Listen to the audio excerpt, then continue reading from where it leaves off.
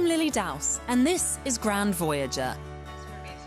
From my base in Qatar, I travel the world to discover incredible places filled with culture, luxury and adventure.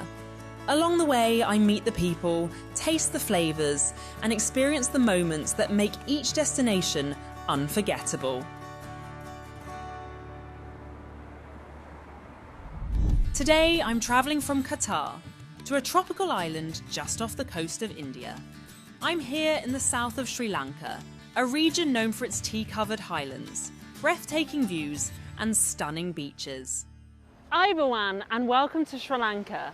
In this episode, I'll be discovering its ancient history, its bold flavours and the people that bring the story together. In Sri Lanka, history and spirituality are deeply rooted in the culture. So I'm starting my journey at an ancient Buddhist rock temple in the south of the country. Known locally as Yatagala Raja Mahaviharaya, this site is over 2,000 years old and one of the island's oldest places of worship. It's full of colourful wooden carvings that are remarkably well preserved. The temple is open to the public and welcomes visitors from all backgrounds. It's an important local landmark and a fitting place to begin my journey. Close by is another historic site, Galle Fort. I'm meeting Emily Parnell to learn more about this fortified old town. Hello, Emily. Hello, welcome to Galle Fort. We're going to start our tour here today at the Clock Tower, which is a colonial landmark built in 1883, right at the entrance of the fort. Galle Fort is a UNESCO World Heritage Site where colonial-era buildings sit alongside homes and everyday life.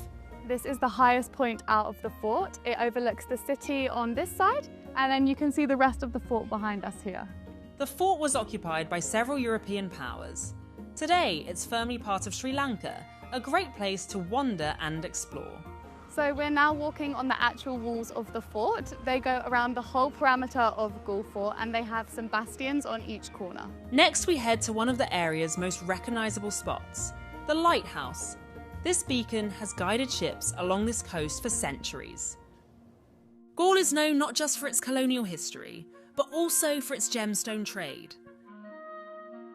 Today, Emily and I are travelling by tuk-tuk to a gemstone workshop to make some jewellery of our own.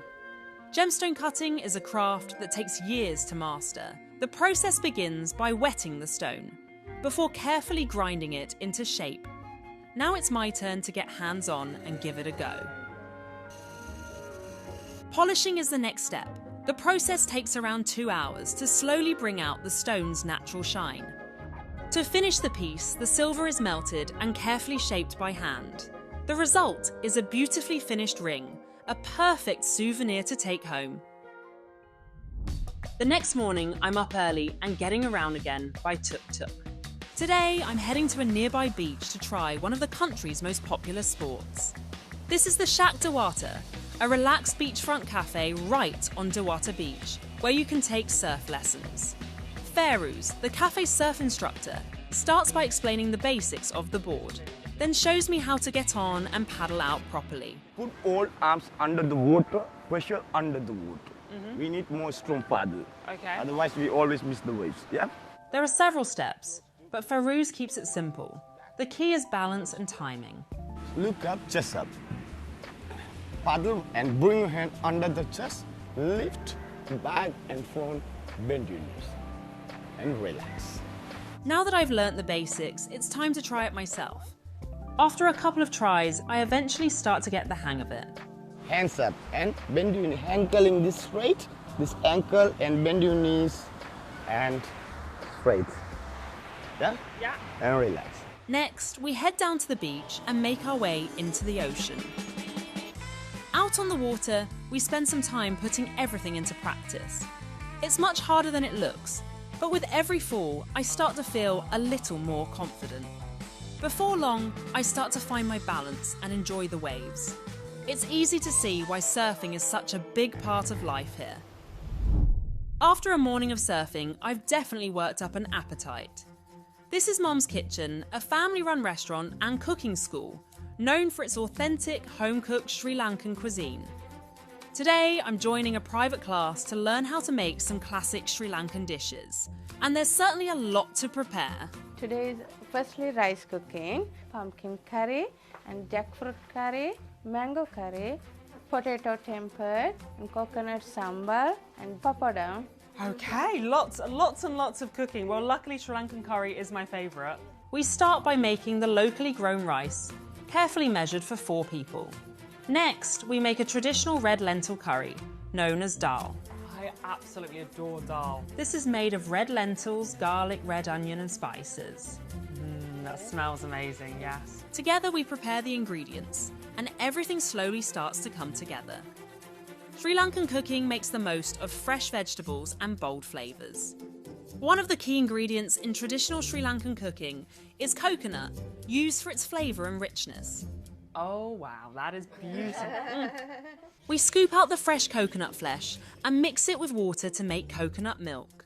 So this is how we make fresh coconut milk. This is very therapeutic. How often do you make coconut milk? Every day? Every day, every time. Once the dal is prepared, the mixture is placed on a low heat, and we move on to preparing the rest of the dishes. It's the aromas. Everything smells incredible. Food is such a universal language, right? No matter what, you can understand food. With the dal bubbling away, it's time for a quick taste.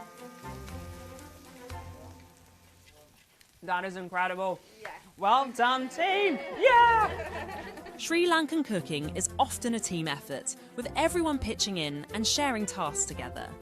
There is so much going on, so many colours, smells and different dishes being prepared. I am really enjoying contributing to each dish.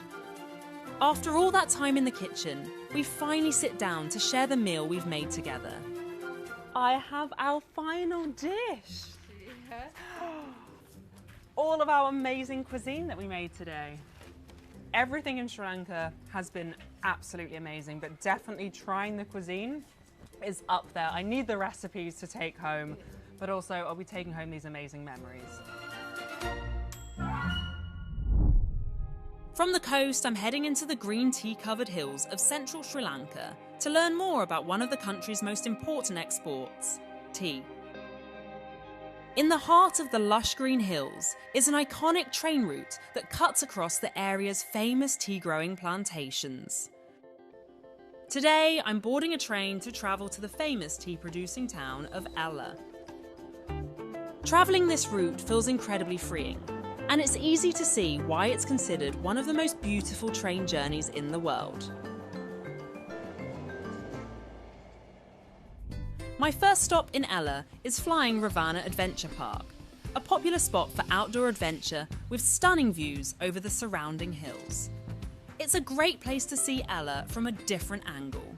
Today, I'm exploring the landscape by ATV with instructor Jagan. He's been riding here for years and knows the trails inside out. This is your helmet, wearing for your safety. Jagan shows me where everything is, from the brakes to the accelerator. Once I'm comfortable, it's time to start the engine. You have to switch on your start button like this. The handle left side, your allow color button. Just like that. Switches on. That's it. Yes. After a few final safety tips, we're ready to set off. Are you ready? Yeah. We'll go amazing, huh? The bikes are powerful, so we take it slow as we head out onto the trail. Jagan leads the way and I follow behind. Hold on tight. Hold on tight, yeah. Yes. Keep your fingers always in the brake, right? Yeah. Yes. The trail winds its way through the hills, with twists and turns along the way. The views of the lush fields really help bring the experience to life. It's an incredible way to experience this part of Sri Lanka.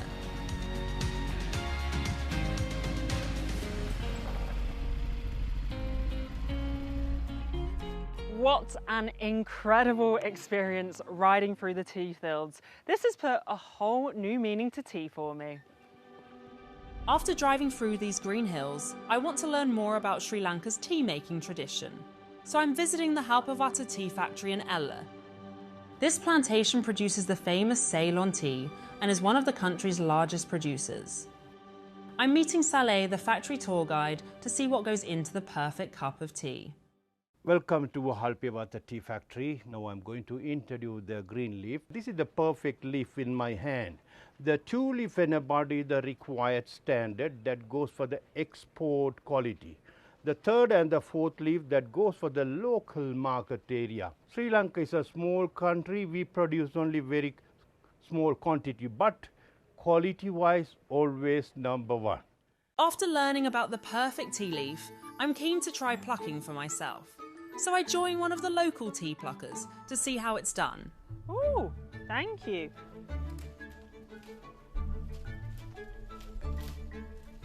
She's so quick. Thank you very much. Very fast.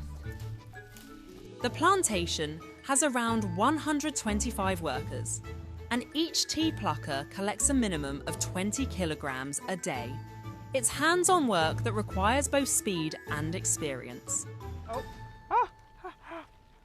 There's so much tea. With a bit of help, my basket starts to fill up. It's hard work, but it's really enjoyable working in such a beautiful setting.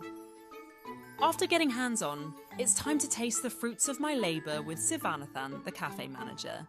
We have different types of tea. We have black tea, green tea.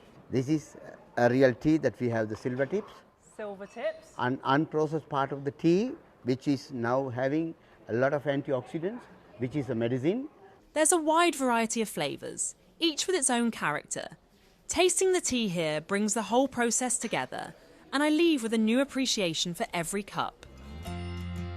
Sri Lanka is a land of beauty and diversity. From iconic train journeys to ancient temples, colonial forts, and the people I've met along the way, it's been an unforgettable experience.